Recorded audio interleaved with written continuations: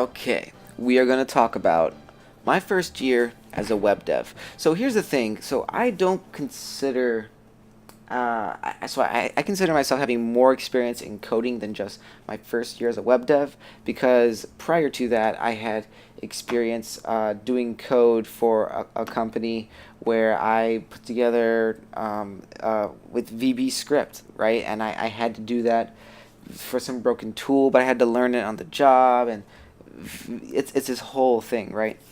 Regardless, the point is, and then obviously I've been learning prior to web development, right? I've been learning and building stuff and getting it all worked out and all that stuff on your own. Like, I don't know if people count it this way, but I do at least.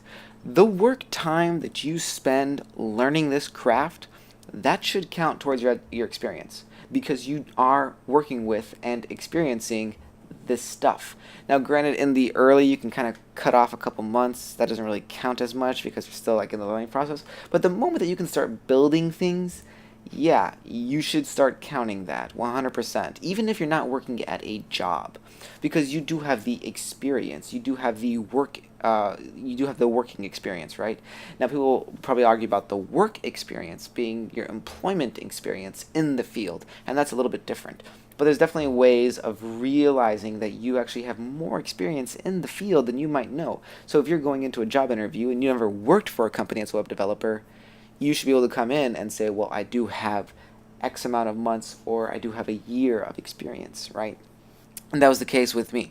The case with me was I actually had 2 years of experience in code. Or, yeah, that's kind of how I did it, because I've been messing with code throughout my life, but not really.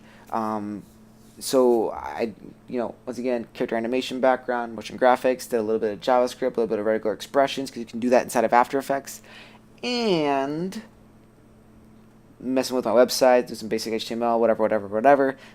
Still, that doesn't count. So you kind of like take these bits and pieces, and then you're learning on your own, and you're doing your own personal projects and whatever. Yeah. At a certain point, then you're actually working for a company, but you're not doing web development, but you're doing coding. You are doing coding, right? And so anyways, it's very easy to make the argument that you have the experience that you do, right? And so I definitely was able to make the point that, hey, listen, like, I have real world experience, 2 years. And so I was able to get that first job. Now, the first job that you get for web development is very difficult to get, because the thing is that the company is taking a risk on you. You're somebody who actually in the field as that's been working for someone else. You don't have experience working for someone else for that craft. You have a skill set that you can present. You have your portfolio. You have demonstrations of your skill level, but you haven't shown that you've worked with clients before, right? Now, things are a little bit different for me personally, because I obviously ran my own business. I dealt with clients all the time, but things are a little bit different. So here's what here's what I can also say about my first year. I also wanted to record this video so that I had some sort of recollection of my first year, right? It's been more than that now, but let's remember. So here's probably a couple of things that surprised me and shocked me. First of all, so I worked for a small company, and which I thought was a really good learning opportunity.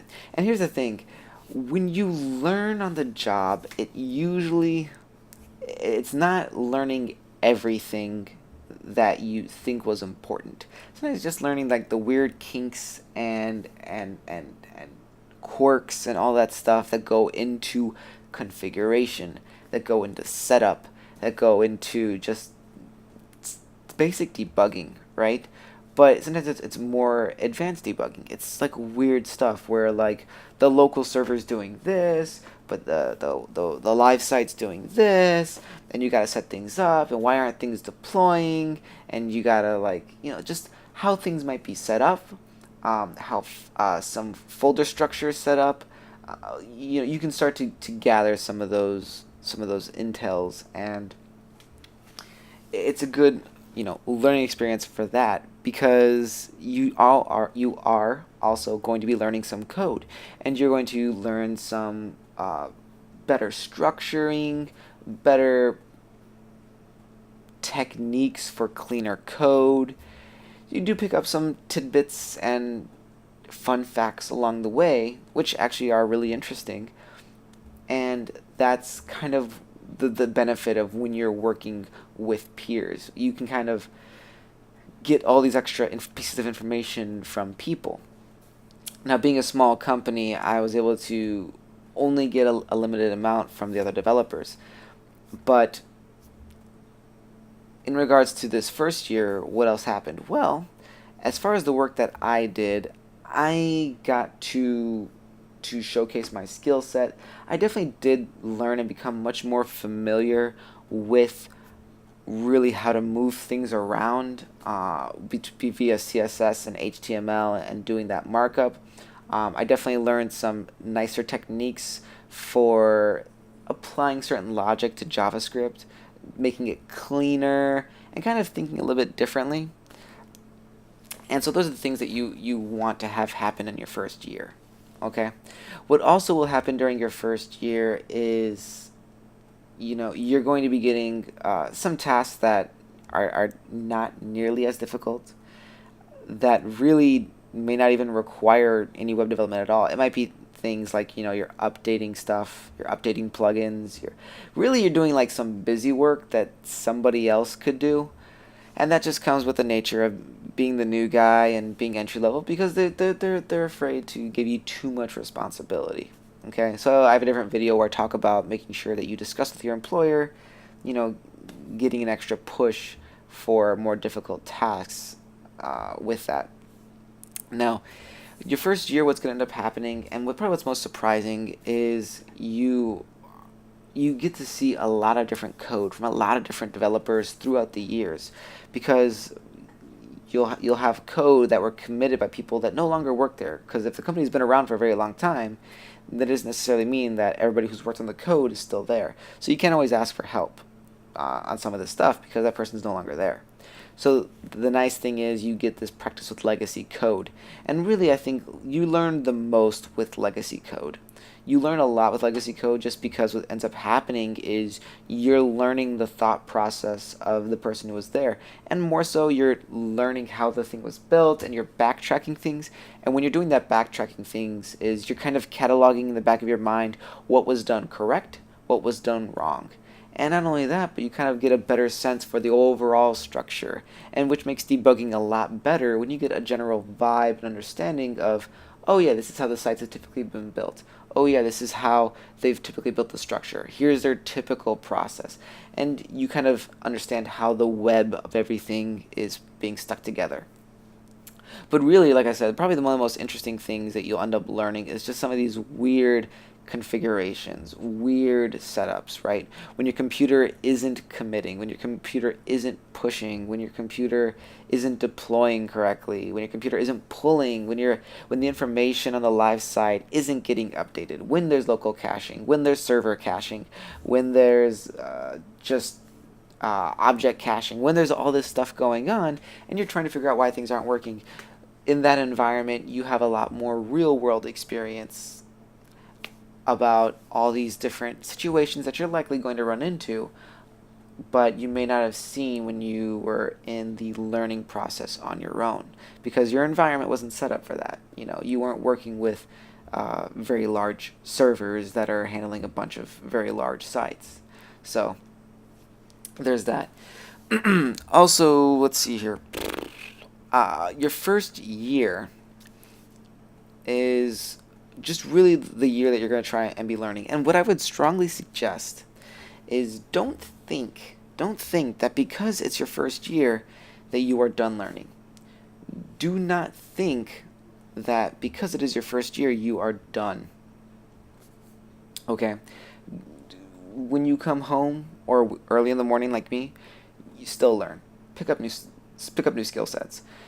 You're not going to learn everything on the job, and you're going to have to just try and challenge yourself on your own, outside of work. There's just too much to learn, and the reality is during your first year, you may not be given as much opportunity to really start learning and messing with some new stuff. Also, keep in mind that you should be aware of the new trends, what's going on in the field, and stay up, stay up. Keep yourself valuable. Okay, you want to make sure that you stay valuable. And so that was the thing for me. What I did is, I feel like a lot of what I actually learned this last year was actually on my own. A lot of what I learned was on my own. Now, I did learn some good stuff at the job, don't get me wrong, but a lot of what I was learning was honestly what was upping my skill level the most. Excuse me. So a lot of what was upping my skill level the most was when I was waking up early and learning things on my own. Okay? I was focusing on things that we were using at work, but the thing is, at the job, you're not going to learn all the new stuff that you want to learn. You have to learn it on your own. You can start applying it at work, but really there's more to it than just, oh, you've been at this job and you've been there for a year, 2 years, 3 years, you've learned everything. It's not the case. The case is that you start to realize that you do a lot of tasks over and over, that there's some repetition to the field, but still each website is a little bit different, and the tasks coming in really range, right? It's not just you. Sometimes when it's something like changing a button or changing how a form works, you think it's straightforward, but it could take you a long, long time because something not straightforward is in there. There's a bug in there. There's something that's just not straightforward. And then it's cool because you see other developers have the exact same issue, and sometimes it's something very, very silly. So, anyways, that is just kind of a year wrap up. I'll probably try and do a more in-depth one, but at the moment I can't really think that much about it. So, yeah. So that is that. If you have some experience under your belt, if you're new to the field, whatever the case is, leave a comment down below. Let me know where you're at, what's going on, what you're thinking about in the future, and I'd like to hear it. All right? Thanks, guys, for watching. Have a nice day, and see you later.